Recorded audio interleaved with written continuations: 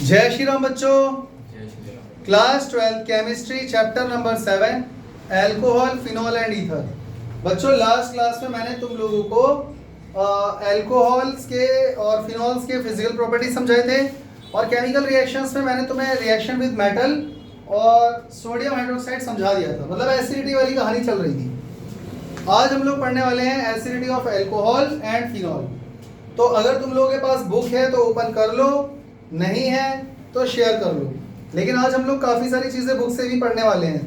देखो एक बात और समझ लो अच्छे से, ऑर्गेनिक केमिस्ट्री में एनसीईआरटी को ये समझ लो आपको घोल के पी जाना है। एनसीईआरटी में जो चीज़ें दी हुई है ना, चाहे वो बैक एक्सरसाइज हो, चाहे वो इन टेक्स्ट क्वेश्चन हो, चाहे वो सॉल्व एग्जाम्पल हो, चाहे वो एनसीईआरटी की रिएक्शन हो, नेम रिएक्शन हो, इन बिटवीन भी बहुत सारी ऐसी लाइनें लिखी होती हैं जो आपको मार्क करनी पड़ सकती हैं। समझ में आ गया।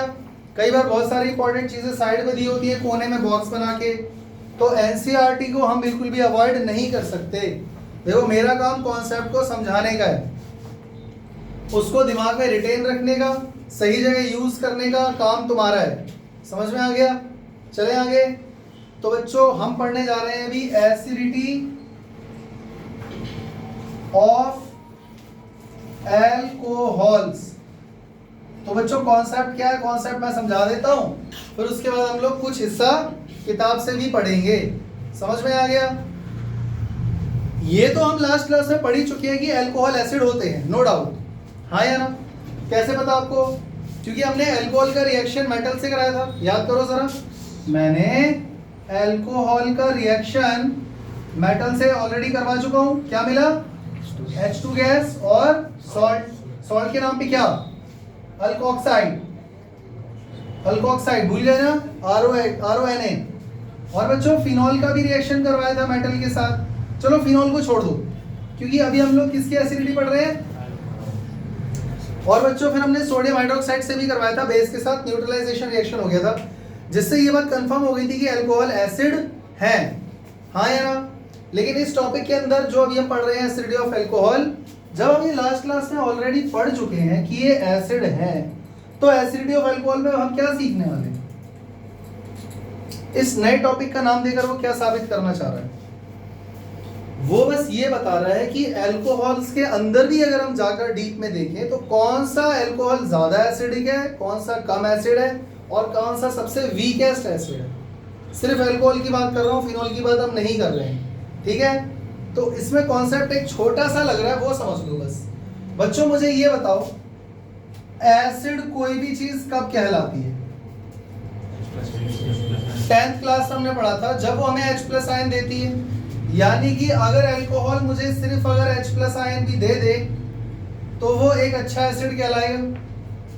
तो जो भी अल्कोहल जल्दी H+ आयन देगा वो अच्छा एसिड होगा, और जो भी अल्कोहल देर में H+ आयन देगा, देरी से देगा, मुश्किल से देगा, वो वीक एसिड हो जाएगा। क्लियर हो गया बच्चों। H+ आयन आपको तभी मिलेगा जब O और H का बॉन्ड टूटेगा, क्योंकि जब ये बॉन्ड टूटेगा तब बनेगा RO- और H+। हाँ या ना। ये भी हमको पता है, इसमें कोई नई बात नहीं है। H+ आयन देगा तभी तो एसिड कहलाएगा। सवाल ये है कि ये कैसे पता चलेगा कि अच्छा एसिड है या वीक एसिड है? ये कैसे पता चलेगा कि जल्दी H+ आयन देगा, ये बॉन्ड जल्दी टूटेगा या नहीं टूटेगा? ये कैसे पता चलेगा? तो बच्चों बॉन्ड वही जल्दी टूटेगा, आप हिंदी भाषा में ऐसे समझ लो, जितनी ज्यादा खींचातानी होगी। हिंदी भाषा में ये समझ लो, आपके और मेरे बीच में एक रस्सी जुड़ी हुई है, आप उस रस्सी को उधर से खींचो, मैं इधर से खींच रहा हूं। खींचातानी ज्यादा होगी तो रस्सी टूटेगी, या रस्सी ढील दे देंगे तो टूटेगी? खींचातानी में टूटेगी ना भाई। रस्सी मान लो, मांझा मान लो, कुछ भी मान लो यार, खींचातानी जितनी ज्यादा होगी, खींचोगे, टाइट करोगे, रस्सी टूट जाएगी। वही कॉन्सेप्ट उठा के यहाँ पे लगा दो, ये बॉन्ड उतनी ही जल्दी टूटेगा जितनी ज्यादा यहाँ खींचातानी होगी। अब खींचातानी हो किस चीज की है वो भी समझ लो। बच्चों हम अच्छे से जानते हैं O और H में से ये ज्यादा इलेक्ट्रोनेगेटिव है, ये हमेशा इलेक्ट्रॉन को अपनी तरफ खींचना चाहता है। हाँ या ना। इसी वजह से हाइड्रोजन पे पार्शियल पॉजिटिव और इस पर पार्शियल नेगेटिव चार्ज आएगा। अगर इस पर पार्शियल पॉजिटिव चार्ज आ रहा है तो बच्चों दिमाग लगाओ, ऑक्सीजन तो क्या कर रहा है? क्योंकि वो इलेक्ट्रोनेगेटिव है तो उसकी टेंडेंसी है इलेक्ट्रॉन पेयर को हमेशा अपने पास खींचने की। और ये कह रहा है भैया मत खींचो, भैया रहने दो, मत खींचो इलेक्ट्रॉन, प्लीज ऐसा मत करो, नहीं तो मैं अलग हो जाऊंगा, मैं टूट जाऊंगा, मैं बेघर हो जाऊंगा। यही तो कह रहा है बेचारा हाइड्रोजन। तो खींचातानी चल रही है या नहीं चल रही, इतना बता दो। और खींचातानी होगी तो बॉन्ड ये टूट जाएगा। आगे बात समझ में, ये खींचातानी चलती रही तो बॉन्ड एक दिन टूट जाएगा, और जितनी जल्दी टूटेगा उतना ही अच्छा एसिड कहलाएगा। हाँ या ना, समझ गए। अब यहां पर मैं तुम्हें दो चीजें बता रहा हूं बच्चों। ईडीजी का नाम सुना है कभी? अरे EDG, EDG electron donating group. अभी सिर्फ बोर्ड पे देखना है, बुक में अभी कुछ नहीं देखना है, मेरे समझ लो। अगर मान लो ऊपर देखो, यहां पे देखो, ये कार्बन की चेन है,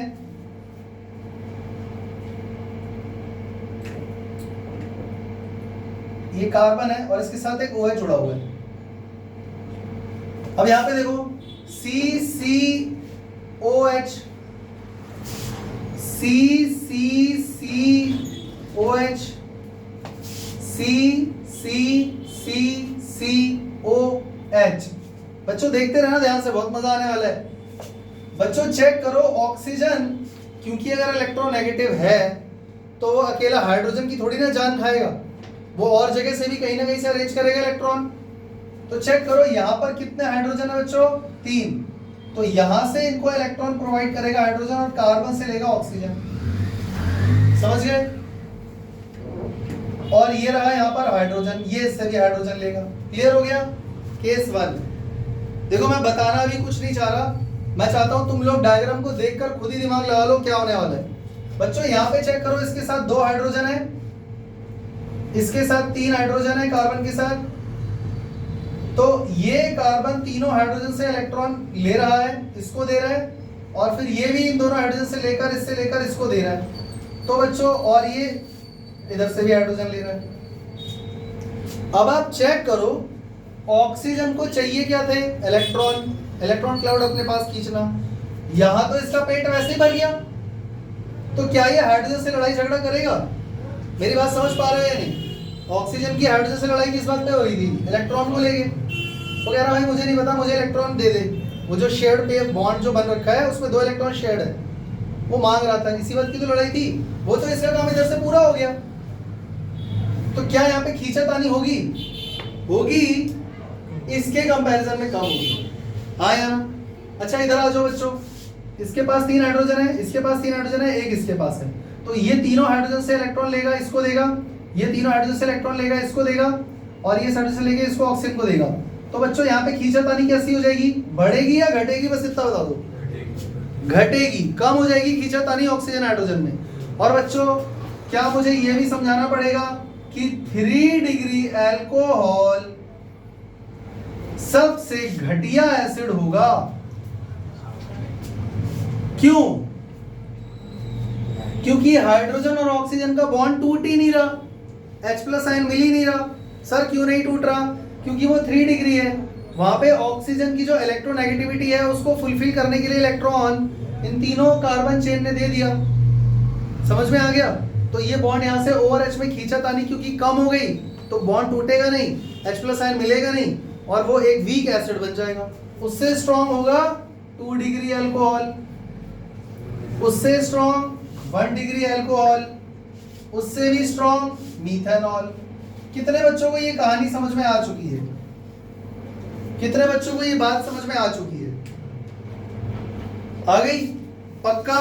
कुछ पूछना है? अच्छा मान लो बच्चों, इसका नाम सुना तुमने, पहले ये बताओ। EWG, इसको बोलते हैं इलेक्ट्रॉन विथड्रॉइंग ग्रुप। ये क्या करता है बच्चों, कार्बन की चेन से, जहां भी कहीं कार्बन की चेन है, ब्रांच है, वहां से इलेक्ट्रॉन खुद खींच लेता है, खुद ले लेता है। हाँ यार। हालांकि अभी अल्कोहल के अंदर ये वाला कॉन्सेप्ट NCERT में समझाया नहीं है, दिया नहीं है अल्कोहल के अंदर, बट फिर भी मैं तुम लोगों से एक सवाल पूछना चाहता हूं फिगर बना के। देखना बच्चों एक बार इधर, 1 2 3 OH, 1 2 3 OH, 1 2 3 OH। क्या तुम मुझे बता सकते हो सबसे अच्छा एसिड कौन सा होगा इनमें से? देखो बच्चों, अब इस देखो कार्बन चेन की लेंथ तीनों में सेम है, 1 डिग्री 2 डिग्री 3 डिग्री का कोई चक्कर तो नहीं है, वो तो सेम हो गया। बच्चों सबसे ज्यादा वही एसिडिक नेचर शो करेगा जो जल्दी OH बॉन्ड टूटेगा। OH बॉन्ड जल्दी वो टूटेगा जहां पर ऑक्सीजन और हाइड्रोजन में इलेक्ट्रोनेगेटिविटी का डिफरेंस ज्यादा होगा। ये डिफरेंस वहां ज्यादा होगा जहां पे इलेक्ट्रॉन डोनेटिंग नहीं बल्कि इलेक्ट्रॉन विड्रॉइंग ग्रुप लगा होगा। कहां लगा है बच्चों? इन दोनों में। इन दोनों में कौन ज्यादा एसिडिक होगा? ये, क्योंकि डायरेक्टली अगले कार्बन से NO2 जुड़ा हुआ है। इसमें थोड़ा चेन में दूर जाकर पीछे जाकर है, तो ज्यादा इलेक्ट्रॉन ज्यादा कौन हुआ? बी वाला। उससे कम? सबसे कम। तो इसका आंसर क्या हुआ? सबसे ज्यादा एसिडिक बी, देन सी, देन ए। नहीं है बात समझ में? कितने बच्चों को बात समझ में आ चुकी है? अच्छा बच्चों, अगर मान लो मैं कोई ऐसा क्वेश्चन तैयार कर दूं जिसमें कुछ मैं यहां से उठा लूं और कुछ मॉलिक्यूल मैं यहां से उठा लूं, कंपेयर कर पाओगे? कोई बड़ी बात नहीं है यार, तुम्हें बस ये देखना है इलेक्ट्रॉन डोनेटिंग ग्रुप जिसमें है वो वीक एसिड होता चला जाएगा, जिसमें इलेक्ट्रॉन विड्रॉइंग ग्रुप है वो ज्यादा स्ट्रॉन्ग। अच्छा मान लो इसी में मान लो मैं ये कर दूं, तब क्या हो जाएगा? ये ज्यादा एसिडिक हो गया, इसको हटा के यहां से यहां पे लगा दो, ये और भी ज्यादा हो गया। समझ में आ गया? यही चलता रहता है। कॉन्सेप्ट अगर आपका क्लियर है ना भाई, आराम से कंपेयर कर लोगे। और वो इस 4 ही ऑप्शन देगा, 4 में से उनको अरेंज करना होगा या चुनना होगा। तो अगर आपका ये कॉन्सेप्ट क्लियर तो आराम से हो जाएगा। कितने बच्चों को मेरी बात समझ में आ चुकी है? कॉन्सेप्ट क्या था? थोड़ा सा बस O और H के बॉन्ड में इलेक्ट्रोनेगेटिविटी का डिफरेंस, खींचातानी किसमें ज्यादा है ये चेक कर लो। जिसमें ज्यादा है वो बॉन्ड जल्दी टूटेगा। समझ गए? तो बच्चों आप लोग देख सकते हो बुक के अंदर पेज नंबर है, जो नई किताब है उसके हिसाब से पेज नंबर 205 है। ये रहा पेज। इसमें आप नीचे की तरफ यहाँ पर देखोगे टॉपिक मिलेगा एसिडिटी ऑफ अल्कोहल। रीड करूं? एक रीडिंग तो बनती है एनसीईआरटी की, करें? देखो, the acidic character of alcohol is due to the polar nature of OH bond. Acidity किस बात पर निर्भर करती है? OH बॉन्ड की पोलैरिटी पर। वही खींचातानी, जितनी ज्यादा पोलैरिटी उतनी ज्यादा खींचातानी। An electron releasing group CH3C2H5 increases electron density on oxygen, tending to decrease the polarity of OH। जितने ज्यादा इलेक्ट्रॉन डोनेटिंग ग्रुप आप इसमें जोड़ते जाओगे उतना ही ज्यादा ऑक्सीजन और हाइड्रोजन के बीच की पोलैरिटी कम होती जाएगी, क्योंकि खींचातानी कम होती जाएगी। This decrease the acidic strength. For this reason, the acid strength of alcohol decreases in the following order। और फिर एक डायग्राम दिया हुआ है 1 डिग्री 2 डिग्री 3 डिग्री अल्कोहल का। समझ में आ गया? तो सबसे वीक एसिड कौन होगा? 3 डिग्री अल्कोहल। समझ में आएगी नहीं? इसके अलावा नेक्स्ट पेज पे आप पेज टर्न करोगे, इसमें आपको इंपॉर्टेंट लाइन एक ही मिलेगी कि जो एसिड होते हैं वो वाटर से भी वीक एसिड होते हैं। समझ में आ गया? जो अल्कोहल होते हैं वो वाटर से भी वीक एसिड होते हैं। अब आपको लग रहा होगा वाटर से भी वीक एसिड का क्या मतलब है? वाटर तो खुद ही बेस होता है, सॉरी वाटर तो न्यूट्रल होता है, वाटर तो pH वैल्यू 7 है ना। लेकिन फिर भी याद करो, जहां भी वाटर हम लिखते हैं वहां पे H+ और OH- आयन लिखते हैं। इसकी भी एक pKh और pKb वैल्यू होती है। 11th में इक्विलिब्रियम में पढ़ा था ना। तो वाटर के कंपैरिजन में ये वीक एसिड है। अल्कोहल वाटर से भी वीक एसिड है का क्या मतलब है? देखो बोर्ड पे देखो, इसको मैं इरेज कर रहा हूं, बोर्ड पे देखो। अच्छा, बोर्ड पे लिख के सजा के नोट्स बना के दूं या समझ में आ रहा है तुम्हें नोट्स में क्या लिखना है? जो भी मैं यहाँ बोल रहा हूँ वो सारी बातें लिख लेनी है, जिस भाषा में अच्छी लगे। खींचातानी अच्छी लग रही है वो लिख लो, पोलैरिटी का डिफरेंस घट गया वो लिख लो, जो अच्छा लग रहा है वो लिख लो। बस तुम्हें खुद को समझा लेना है कॉन्सेप्ट, ताकि कोई क्वेश्चन आ जाए तो कर सको। अच्छा बच्चों, बोर्ड पे देखो, अल्कोहल्स ये लिख लेना भैया, इसीलिए लिख रहा हूं, are weaker acids than water. इसका मतलब ये हुआ कि अगर अल्कोहल और वाटर का सामना आमना हो जाए तो क्या होगा? अल्कोहल और वाटर का सामना हो जाए क्या होगा? अभी ऊपर क्या लिखा है पढ़ो, अल्कोहल वाटर से भी वीक एसिड है। तो अगर इन दोनों की बात की जाए तो स्ट्रॉन्ग एसिड कौन है? अगर ये वीक है तो ये स्ट्रॉन्ग हुआ ना भैया। अगर ये स्ट्रॉन्ग एसिड है तो ये क्या देगा, H प्लस आयन। और हम जानते हैं ये भी एसिड है, ये भी क्या देगा, H प्लस आयन। पर कौन किसको H प्लस आयन दे पाएगा, ये इसको H प्लस आयन दे देगा, क्योंकि ये स्ट्रॉन्ग एसिड है, ये वीक है। तो क्या बन जाएगा, ROH H plus plus OH minus. नहीं आया ना समझ में भाई। अल्कोहल वीक एसिड है वाटर से, का मतलब ये है कि वाटर उल्टा उसको H प्लस आयन दे देगा अल्कोहल को, समझ में आ गया। और यहाँ पर ये बन जाएगा ROH2 plus OH minus. Clear हो गई ये बात याद रखना बच्चों, ये चीज याद रखना। तो इसी के साथ ये टॉपिक खत्म होता है। अब हम पढ़ने जा रहे हैं एसिडिटी ऑफ फिनॉल। लेकिन उससे पहले एक छोटा सा क्वेश्चन मेरे मन में दबा हुआ है, मैं चाहता हूं कि मैं तुम्हें एक बार बोर्ड पे वो दे दूं, फिर चलते हैं, कोई दिक्कत तो नहीं है। चलो एक क्वेश्चन करके दिखाओ।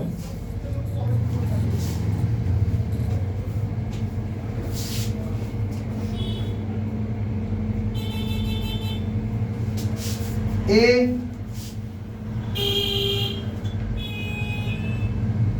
B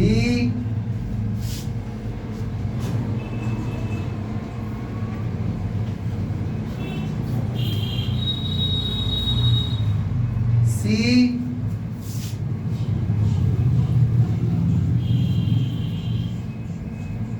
D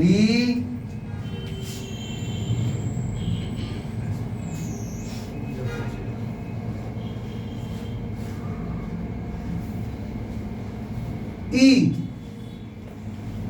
in decreasing order of acidity के फॉर्म में आपको अरेंज करना है, यानी सबसे ज्यादा एसिडिक पहले आएगा और सबसे वीक एसिड बाद में आएगा। करो अरेंज।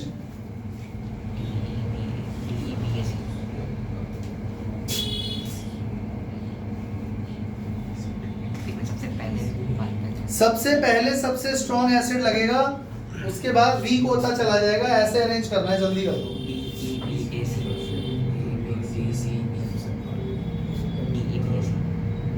बच्चों मेरी बात सुनो, हो गया, किसी का आंसर आया? हाँ बोलिए। DEBAC। एक बच्चा कह रहा है DEBAC। हाँ जी, तुम्हारा आंसर कुछ और है? DEABC। और किसी का कोई answer?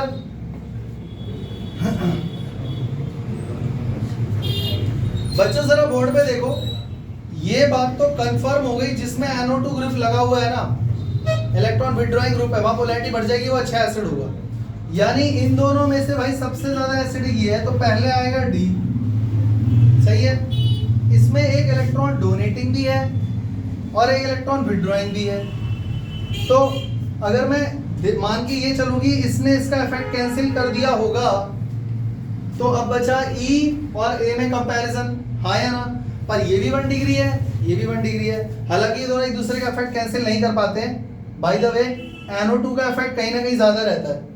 NO2 strong withdrawing group है, उसमें 2 ऑक्सीजन लगे हुए हैं, समझ गए। तो D के बाद E आएगा, नो डाउट। इन दोनों का काम हो गया। अब इन तीनों को कंपेयर करना है।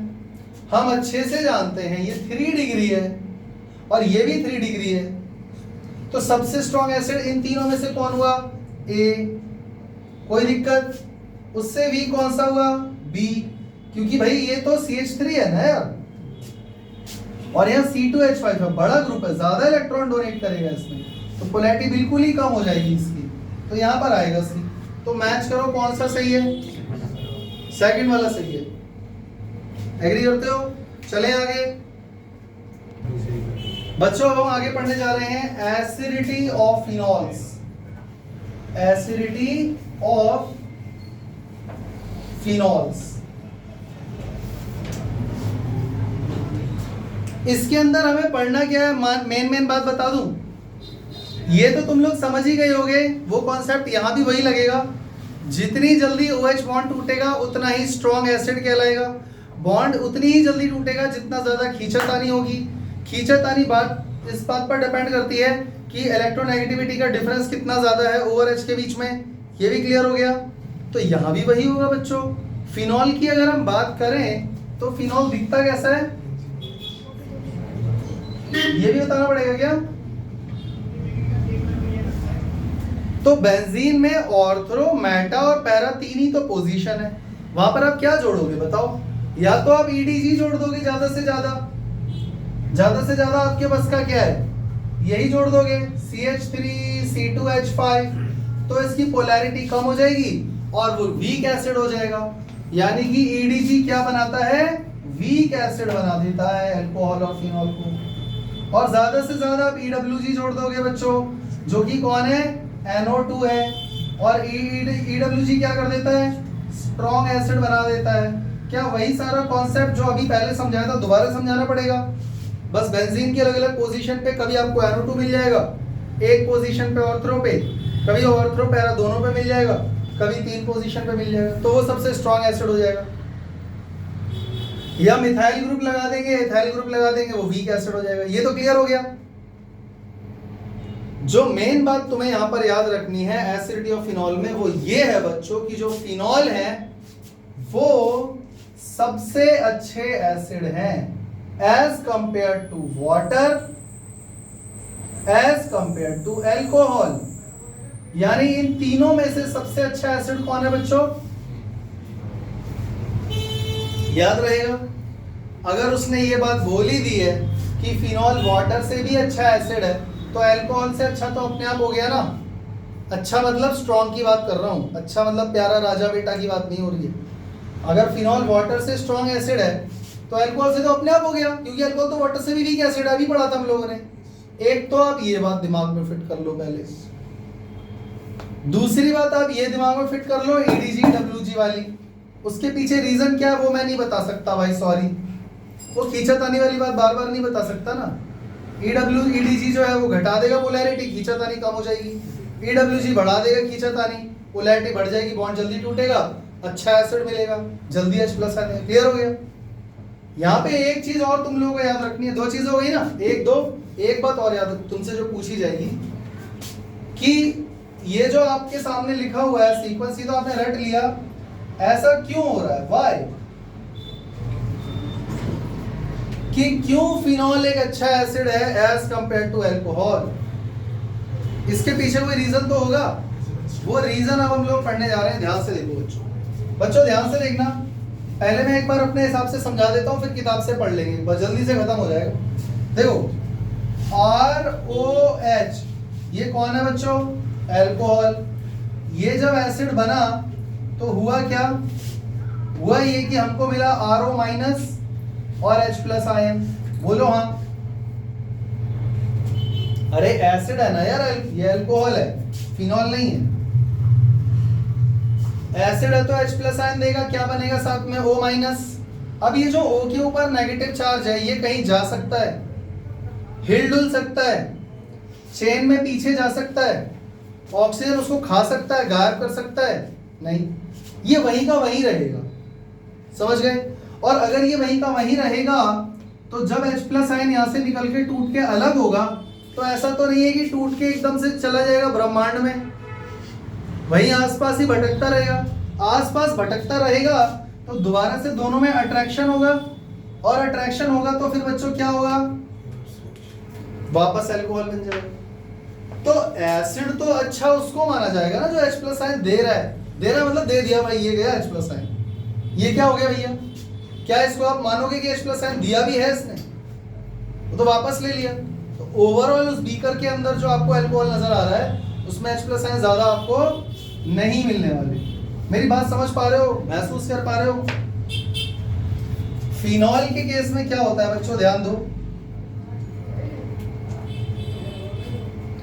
ये फिनॉल है, ये अच्छा एसिड इसलिए है कि बच्चों जब यहां पर O और H का बॉन्ड टूटा तो O के पास वैसे भी बहुत सारे लोन पेयर थे और नेगेटिव चार्ज भी आ गया, और यहाँ पे मिला H+ आयन। कॉन्सेप्ट तो यहाँ भी वही लगेगा, H+ आयन इसके आसपास भटकता रहेगा और O के साथ जुड़ जाएगा और वापस OH बन जाएगा, पर ये होने की संभावना थोड़ी सी कम है। यहाँ भी वो चीज हो सकती है, मना नहीं कर रहा हूं, इसके कंपैरिजन में संभावना थोड़ी कम हो गई। पूछो क्यों? क्योंकि तुम ये अच्छे से जानते हो कि ये नेगेटिव चार्ज यहाँ पर क्या बनाएगा, रेजोनेटिंग स्ट्रक्चर। कितने रेजोनेटिंग स्ट्रक्चर बनेंगे, 6। और जब ये इलेक्ट्रॉन इस बेंजीन रिंग में डीलोकलाइज हो जाएगा तो हाइड्रोजन बेचारा जाएगा कहाँ, यहाँ हाइड्रोजन इसके पास क्यों आ रहा था, क्योंकि इसमें प्रॉपर एक नेगेटिव चार्ज है और जो इसको अट्रैक्ट कर रहा है। यहाँ पर नेगेटिव चार्ज तो गायब हो गया, खा गया उसको, गायब कर दिया, एडजस्ट कर दिया, ठिकाने लगा दिया। तो हाइड्रोजन बेचारा कंफ्यूज हो गया, अरे ये क्या हो गया, मैं कहाँ जाऊँ अट्रैक्ट होने के लिए।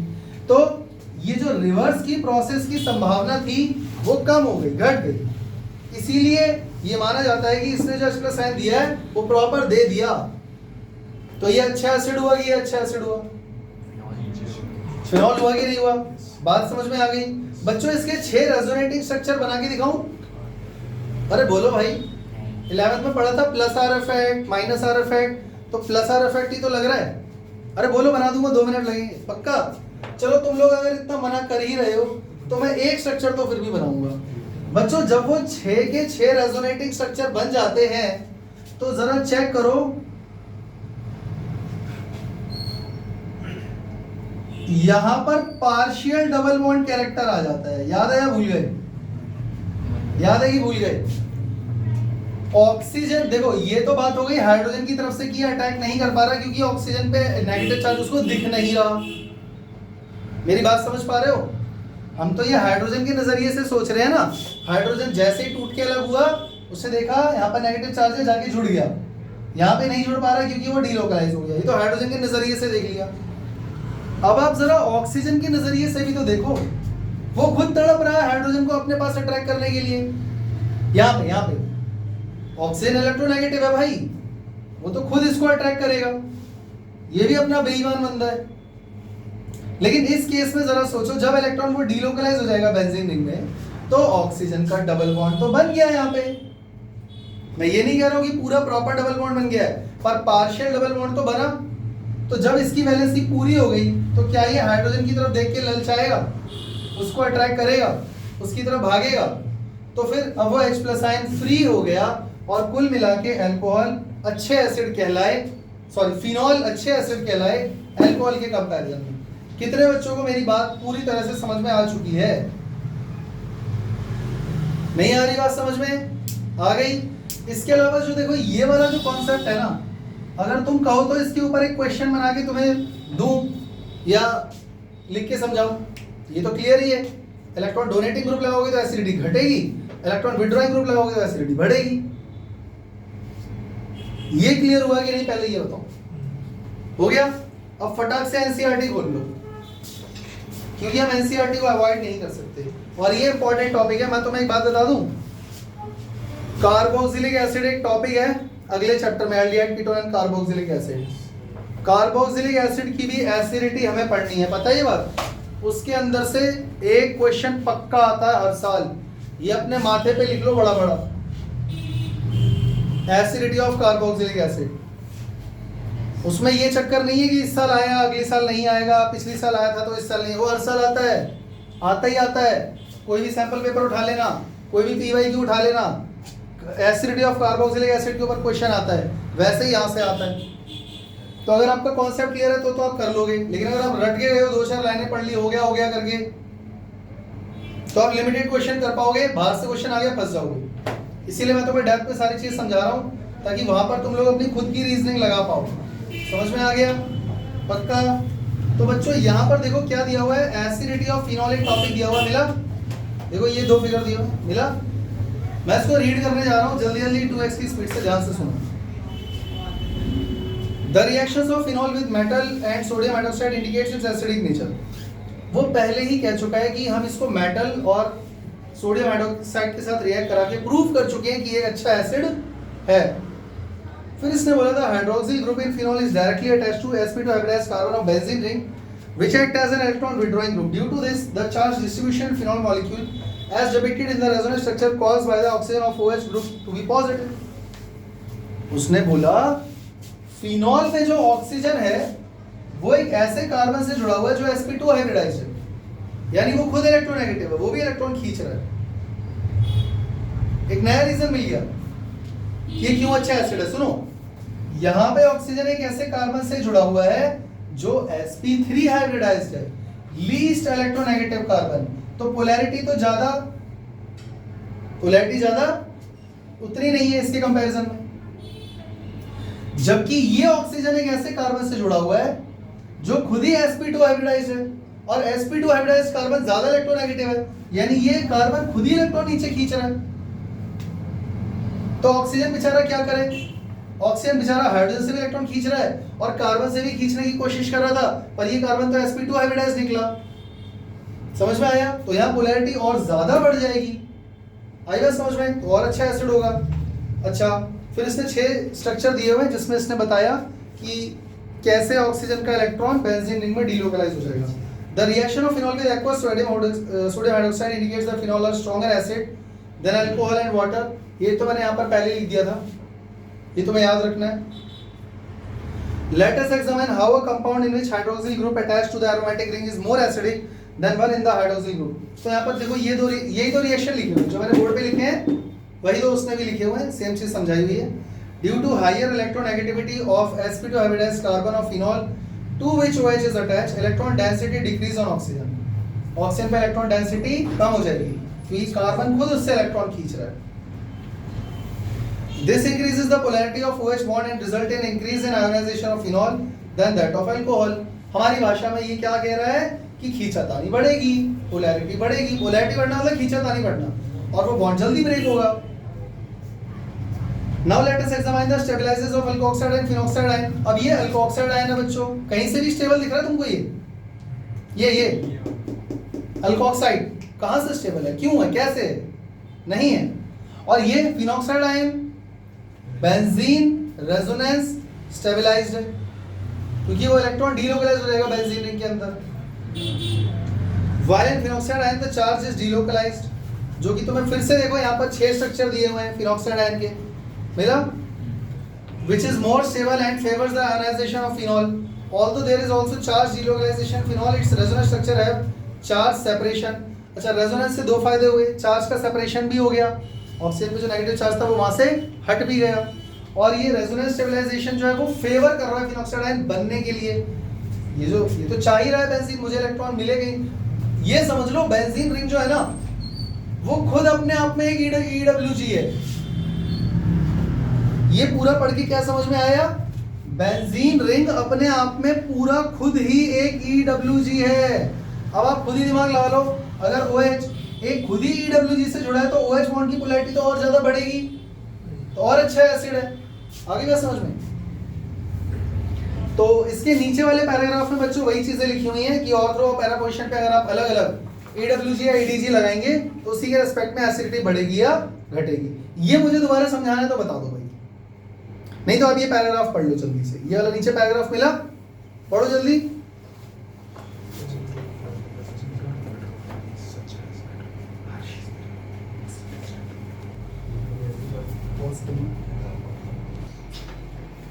बच्चों तुम्हारी खुशी के लिए मैंने यहाँ पे कुछ फिनॉल बनाए हुए हैं और इन फिनॉल के साथ मैंने इलेक्ट्रॉन डोनेटिंग और इलेक्ट्रॉन विड्रॉइंग ग्रुप लगाए हुए हैं। तो सबसे ज्यादा एसिडिक कौन होगा बच्चों? जिसमें सबसे ज्यादा इलेक्ट्रॉन विड्रॉइंग ग्रुप लगे होंगे, ये सबसे ज्यादा एसिडिक है। इससे कम ये क्योंकि यहाँ पर 2 है, इससे कम ये क्योंकि यहाँ पर एक ही है, इससे कम अपना फिनॉल। यहाँ पर इलेक्ट्रॉन डोनेटिंग ग्रुप आ गए तो एसिडिटी और कम होती चली जाएगी। सही है गलत? अच्छा, इन दोनों में से कौन ज्यादा वीक एसिड होगा? यही होगा C2H5। फिनॉल वाटर से अच्छा एसिड है और फिनॉल अल्कोहल से भी अच्छा एसिड है। समझ में आ गया? अब देखो इस सीरीज में से अगर कहीं से कोई क्वेश्चन आ जाता है तो कर लोगे बच्चों। अब हम लोग एक लास्ट रिएक्शन पढ़ने जा रहे हैं, reaction involving cleavage of OH bond. याद करो यही था हमारा टॉपिक, लास्ट क्लास में हमने स्टार्ट किया था। तो उसके अंदर लास्ट रिएक्शन है बच्चों एस्टेरिफिकेशन रिएक्शन। बच्चों इसके नाम से कुछ याद आ रहा है? 10th क्लास में आप ऑलरेडी पढ़ चुके हो। एक चैप्टर था chapter 4 carbon and its compound, उसके लास्ट में 2 कंपाउंड दिए हुए थे, इथेनॉल इथेनोइक एसिड, याद है? और अगर हम इथेनॉल और इथेनोइक एसिड का रिएक्शन कराते हैं तो एस्टर बनता है। ये भी 10th में पढ़ चुके हो। और उसी रिएक्शन को बोलते हैं एस्टरिफिकेशन रिएक्शन, क्योंकि एस्टर एक स्वीट स्मेलिंग सब्सटेंस है। अरे भाई याद है कि भूल गए? अरे सर 10th वाला याद दिलाओगे तो सर हमको तो पिछले जन्म का याद दिला रहे हो, ऐसा तो नहीं है। तो भाई अब आज का टॉपिक भी पढ़ लो, वो भी वही है एस्टरिफिकेशन रिएक्शन। तो वही रिएक्शन सेम टू सेम जो आपने 10th में पढ़ी थी वही उठा के मैं यहाँ पर लिखने वाला हूं, क्योंकि यहाँ पर आपको लग रहा है कि हम एस्टर प्रिपेयर कर रहे हैं। ठीक है, सही है, लेकिन बुक के हिसाब से टॉपिक है reaction involving cleavage of OH bond, वो भी सही है। और एक और बात, एस्टर बनाने का सिर्फ अकेला वही एक मेथड नहीं है दुनिया में, और भी 2 मेथड है। करें शुरू। तो जब भी बच्चों याद रखना अल्कोहल का रिएक्शन आप करोगे कार्बोक्सिलिक एसिड से एसिड हैलाइड से, और या फिर एसिड एनहाइड्राइड से। तो याद रखना आपको इसमें क्या मिलेगा? एस्टर, क्या मिलेगा? एस्टर प्लस HCl, और यहां भी आपको क्या मिलेगा बच्चों? Ester plus carboxylic acid. समझ में आ गया? मैं चाहता हूं कि आप लोग ये तीनों रिएक्शन को रट लें, तो उसको रटने का तरीका मैं तुम्हें बता देता हूं, ध्यान से देखते हुए चलना। कार्बोक्सिलिक एसिड के साथ जब रिएक्शन होगा तो आपको मिलेगा वाटर, एसिड हैलाइड में HCl, और जबकि एसिड एनहाइड्राइड में कार्बोक्सिलिक एसिड। इतनी बात समझ में आ गई बच्चों? इतनी बात समझ में आ गई? एसिड हैलाइड के साथ जब रिएक्शन होगा तो आपको इसमें याद रखना है कि ये रिएक्शन पायरिडीन के प्रेजेंस में होगा। किसके? पायरिडीन। अरे पायरिडीन याद है कि भूल गए? पायरिडीन ये देखो ऐसा, ये रहा पायरिडीन, इसके प्रेजेंस में हो गई रिएक्शन। याद है कि भूल गए? अच्छा, इसके अलावा ये रिएक्शन फॉरवर्ड डायरेक्शन में जा रहा है, जबकि आप चेक कर सकते हो ये दोनों रिएक्शन फॉरवर्ड और बैकवर्ड रिएक्शन में जा रहे हैं। मतलब मुझे ये एरो यहां नहीं बल्कि यहां लगाना चाहिए। पहले मैंने तुम्हें कुछ जरूरी बातें बता दी हैं जो तुम्हें सबसे पहले प्राइमरी आपको बातें याद रखनी है, क्योंकि प्रोडक्ट बनाना यहाँ पर कोई बड़ी बात नहीं है, वो सबको आता है, तुम में से सब बच्चे बना लेंगे। लेकिन काम की बात पहले समझ लो। यहाँ पर अगर आप एसिड हैलाइड के साथ रिएक्शन करोगे तो आपको पायरिडीन लेना ही पड़ेगा। ये रिएक्शन फॉरवर्ड ही जाता है, बैकवर्ड का पंगा नहीं है। यहाँ पर क्या बनता है साथ में बाई प्रोडक्ट? HCl। क्लियर हो गया? अच्छा, अगर आप इसके साथ रिएक्शन कराते हो एसिड एनहाइड्राइड के साथ तो आपको कार्बोक्सिलिक एसिड मिलेगा बाई प्रोडक्ट। ये बैकवर्ड भी जा सकता है रिएक्शन, और इसीलिए ये रिएक्शन H+ आयन के प्रेजेंस में होता है,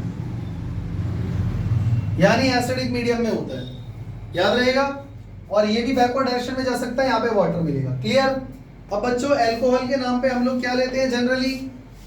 जल्दी बोलो। ROH। तीनों रिएक्शन में अलग अलग लिखूं या एक बार में समझ में आ गया? बच्चों इसमें R की जगह क्या मैं AR नहीं ले सकता?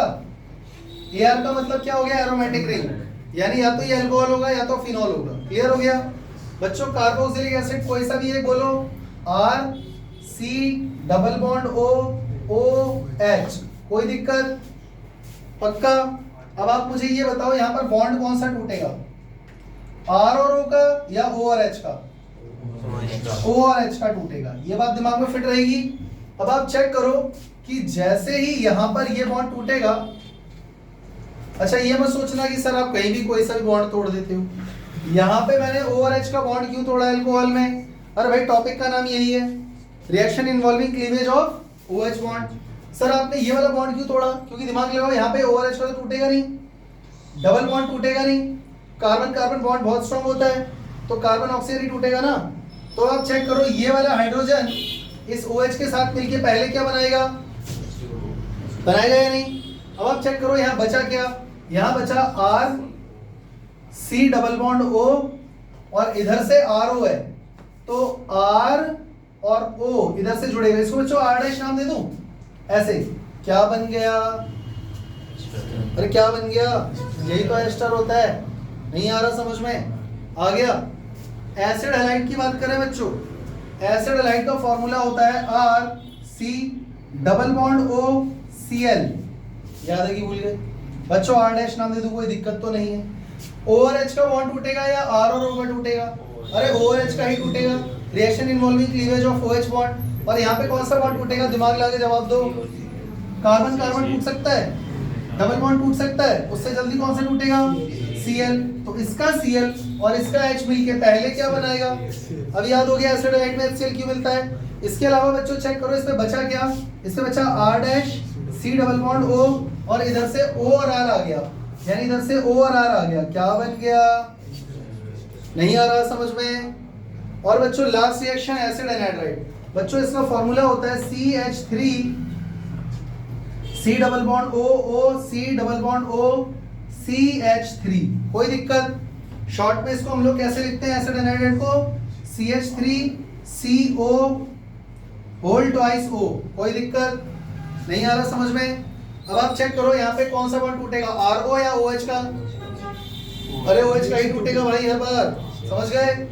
यहाँ कौन सा टूटेगा ये बताओ, मैं तुम्हारी हेल्प करता हूँ, कार्बन कार्बन नहीं टूट सकता, तो ये भी नहीं टूटेगा, डबल बॉन्ड टूट नहीं सकता, अब या तो ये बॉन्ड टूटेगा या तो ये टूटेगा, कौन सा टूटेगा, अरे कोई सा भी तोड़ दो, दोनों तरफ सिमेट्री है।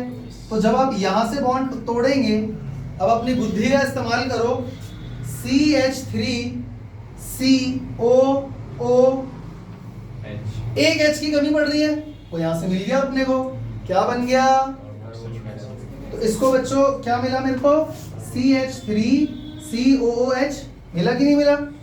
तो याद रहेगा एसिड एनहाइड्राइड में क्योंकि बहुत बड़ा कंपाउंड है, तो आपको एक तो कार्बोक्सिलिक एसिड मिलेगा ही मिलेगा, प्लस अब आप जरा इधर वाला पार्ट चेक करो, CH3C डबल बॉन्ड O लिख देता हूं, CH3C डबल बॉन्ड O और इधर से R और O, यानी O और R, क्या बन गया, तीनों में क्या बना, तो रिएक्शन का नाम क्या था, ये तो 10th में ही पढ़ लिया था, इसमें कार्बोक्सिलिक एसिड मिलेगा याद रखना, और ये H प्लस आयन की प्रेजेंस में होगा, ये पायरिडीन की प्रेजेंस में होगा, और इसमें आपको HCl मिलेगा, याद हो गया पक्का। चले आगे